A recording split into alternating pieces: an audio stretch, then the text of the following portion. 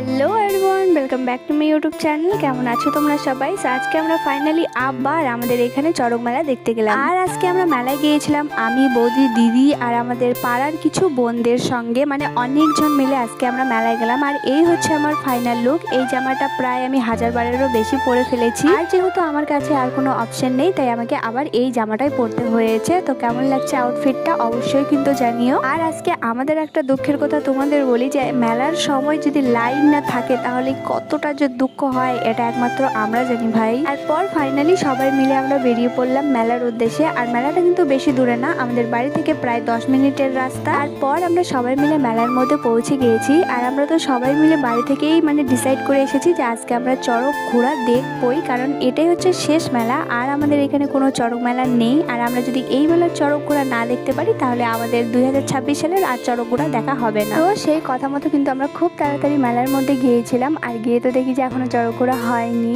আর যেহেতু এখনো চড়ক ঘোড়া হয়নি, তাই দিদি একটা মেলা থেকে বিড়ালের মতো একটা কার্টুন নিয়েছিল, আমার জাইবুর বাইকের চাবিতে লাগানোর জন্য। তো তোমরা তো দেখতেই পেলে। আর তারপর ফাইনালি চড়ক ঘোড়া শুরু হয়ে গেল।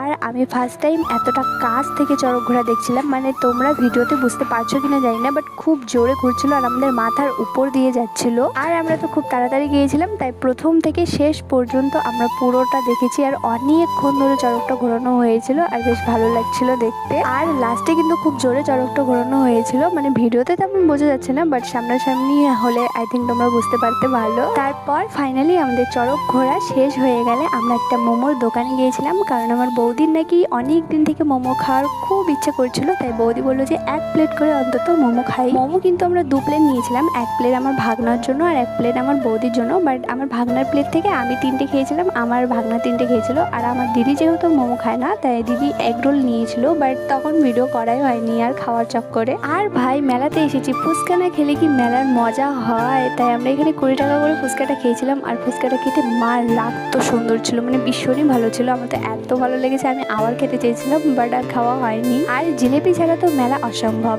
তাই মায়ের জন্য জিলেপি নিয়েছিলাম। আর আসার সময় আমি একটা গোলা হাতে করে নিয়ে খেতে খেতে বাড়িতে এসেছি। আর তোমাদের দেখাই যে আমরা মেলা থেকে কি কি নিয়ে এসেছি। এখানে আমি 2টো ঝাঁকা নিয়েছিলাম আর 2টো ক্লিপস নিয়েছিলাম।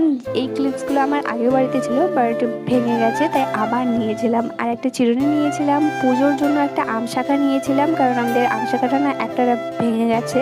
আর মায়ের জন্য তো জিলেপি তোমরা দেখলেই। আর এখন তো আমের সিজন, তাই এখন প্রচুর আম খাওয়া হবে, তাই আম কাটার জন্য একটা চাকু নিয়েছিলাম। এই চাকুটা কিন্তু ভীষণ ভালো ছিল, তাই আমি একটা নিয়ে নিয়েছি। সো এই হচ্ছে আমাদের ফাইনালি মেলার বাজার। হ্যাঁ, তোমরা যারা এখনো আমার চ্যানেলটা সাবস্ক্রাইব করনি তারা অবশ্যই কিন্তু সাবস্ক্রাইব করে আমার পাশে